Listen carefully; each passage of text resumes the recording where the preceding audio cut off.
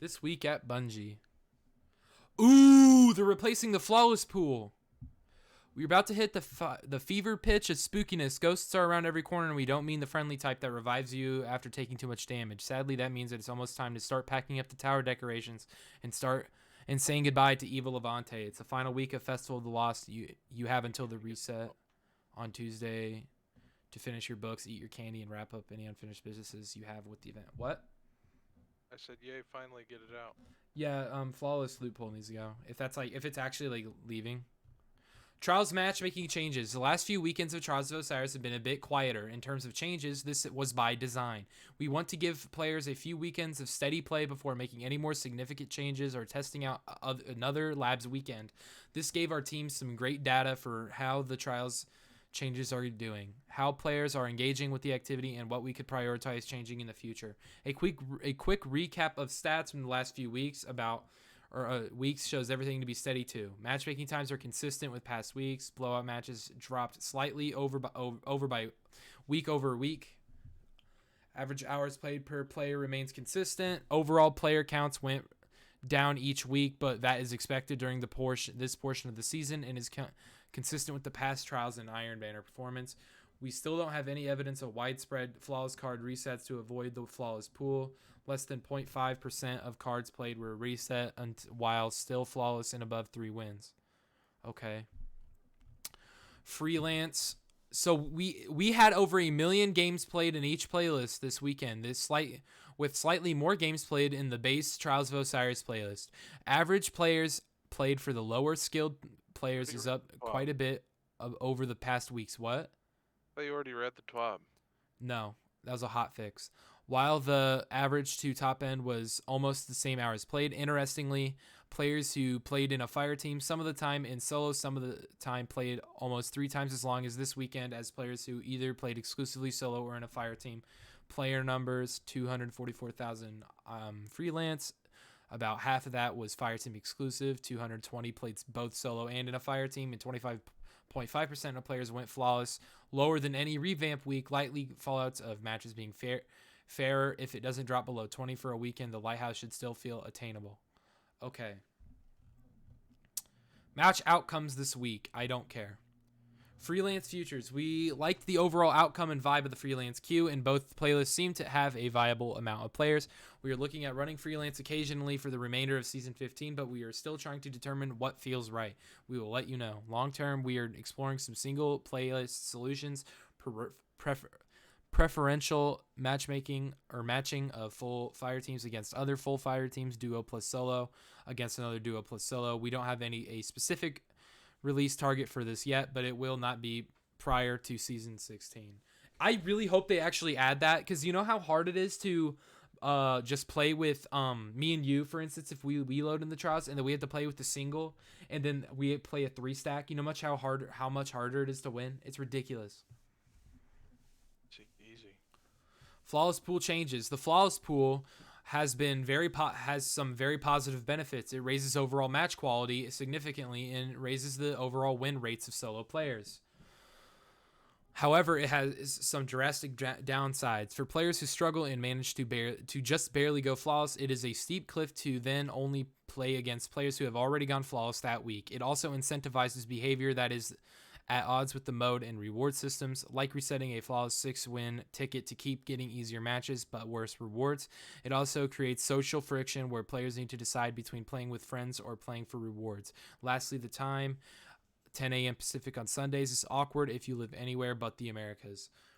Starting tomorrow, we are rolling out a new system and leaning into weekly performance metrics. Whenever you match in trials, in addition to trying to match with people with the same number of card wins, you will also attempt to match with people who have roughly the same number of overall wins for the weekend. If you can't find anyone to match against, it will eventually expand out to find you a less similar match. For the PvP gods who go flawless 10 times a weekend, they will end up matching with other players who have, for example, 70 plus wins on their card, no matter how they got them. For the average team who gets a lucky flawless in on Friday or Saturday on their first card, well, they will be matching against other players with around 7 wins, no matter how they got them. We are hoping this will give us many of the benefits of the flawless pool system. However, somewhat fairer matches without the significant downsides. Specifically, there should be no major inflection point where everything is smooth prior to a win, and then everything is overly challenging after. That's interesting. How do you feel about that, Jackson? I don't think it's going to really change a whole lot. I don't know how I feel about it, because like at the same time, if you're really, really good and you're still gonna be punished, I feel like, because like nobody's gonna have like 70 plus wins. I just saw a metric the other day. Destiny Trials report tweeted out that this one soloed for 180 something games and only won 20. So like, I don't know what this. Whatever. While this allows us to remove the flawless pool, it does have a potential downside: longer matchmaking times. We think there is a reasonable trade-off here between match quality and matchmaking time. Average trials matches takes times currently set at around 50 seconds. Over the next few weekends, we are going to be looking at how much matchmaking time goes up and how it affects the match quality.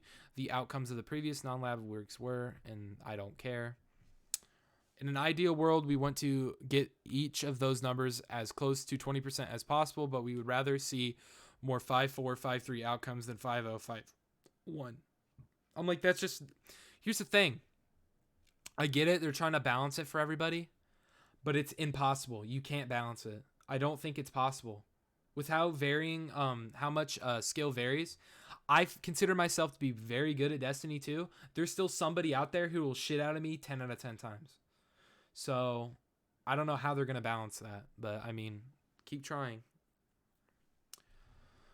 +1, it's been a minute since we had the pleasure of introducing a new community manager. Alas, the time has come. We are expanding our team and have a new community manager joining our ranks. Please give a warm welcome to Leanna, aka Hippie. I mean, that's cool. New Not gonna help. Not community gonna help, manager. Not gonna help. We'll see. I don't know exactly what they do, so... Scary costumes and nice they're pumpkins. A community manager. They just manage the community, right? Like they just kind of like, hey guys, yeah, I guess. Ready for this weekend. Last week, be so much fun. Well, there's that, and if like somebody goes on a rant on Twitter, like DMG or whatever, they'll like comment on it, and they'll be like, "We're trying to fix it," or like blah blah blah blah. Like depends. Hey, fuck off, buddy. We're trying our best. Last week we put out a call for you to show off your spookiest fashion and carve up your most creative pumpkins and the Festival of the Lost related artwork. We've been blown away by the number of amazing entries and wanted to showcase some of the ones that we caught our eye so far. You should let me win. I know I didn't win. I haven't scrolled through these, but I would love to win. Anyway, you should do it. I know I didn't, but let me. Yeah. I saw this one on Twitter. It's actually really, really good. It looks like a Vexy boy. Okay, this is Among Us. They can't be doing that. Blue looking kind of sus. Can you guess who the imposter is? No. Yeah, they did it. They did it. They let an Among Us one win? Yeah, Among Us one win. Oh, here's the pumpkins. So are these the costumes? My costume should have won. I think the reason why this won, it's actually like really creative because they got like, it seems like at least 4 friends to help. It's pretty interesting. No. But like it's really, really creative, but it's Among Us. So. Yeah, we don't fuck Here are the pumpkins. I mean, that's a really, really cool pumpkin. That had to have taken a ton of time. I made a cool pumpkin. Maybe I should have added mine in. Maybe. Jurassic Park art, Jurassic Park poster. That's actually a really cool poster. I make cool pumpkins, okay. More root vegetables. Oh, these are the known issues. So yeah, the hotfix, rutabaga error increase. Recently an exploit was discovered that allowed players to generate more orbs of power than intended when triggering certain supers. To prevent exploitation of this issue until a fix can be deployed later this year, players who experience extreme sustained frame rate issues in PvP environments may now encounter more frequent rutabaga errors. Some of these errors can be mitigated by not alt-tabbing or changing your video settings during matchmaking. Frequent. We don't want these to be as frequent. Frequent. Did I say frequent? Yeah. Whatever. Known issues. The sub-machinist medal only appears after eliminating 3 players without dying instead of 2 as specified. The emblem of the MVP of the trials match incorrectly displays as the observing player's emblem. The clan up triumph may not be unlocked as intended. The We Are Enough triumph doesn't unlock for players who completed Override Last City. A small arrow. Wait, Override Last City? That was last season. This is getting fixed now? Wait, why are they? What? Whatever. It's fine. I don't care. A small arrow is following hunters around when wearing certain pieces of gear. Players on Steam are experiencing larger than usual FPS drops in the tower in orbit and when reviewing the roster. I kind of noticed that a little bit, like not a lot, but the relic orb may not spawn in the corrupted strike when fighting Sadia. Yeah, that should get fixed soon considering it's the Grandmaster.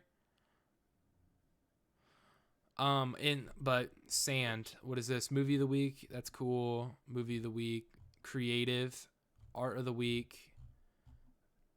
I mean, interesting twab. The only thing that really caught my eye is that they're gonna change